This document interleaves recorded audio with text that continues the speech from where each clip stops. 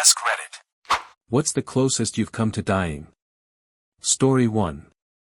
A couple of years ago, I got a really bad case of lower back pain.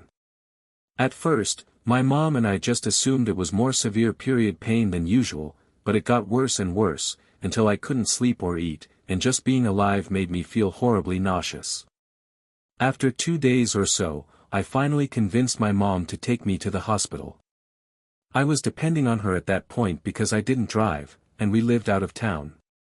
Honestly, I don't know why it took so long to get me there, aside from the medical bill we were going to have to pay off later. It turns out I had a cyst forming on my ovary, and it had grown so large it had wrapped itself around itself. My ovary was black, dying, and I was rotting from the inside out. The doctors told me before the surgery that I was hours away from dying, not a very comforting thought to have put in your head before having surgery to remove it. I regret not having kept my ovary when it was offered to me later, simply because it's funny and annoying to have a dead ovary in a jar.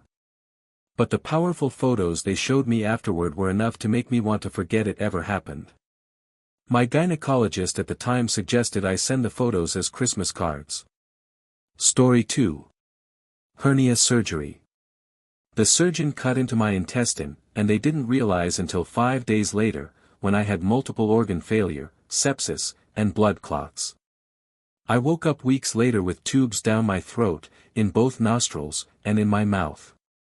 I spent the rest of the year fighting for my life, hooked up to a machine 24 hours a day. I still remember a priest who came to see me saying, "Someone up there must love you very much, son." The worst year of my life so far. If you want to see the full video, subscribe to the YouTube channel, the link is in my profile.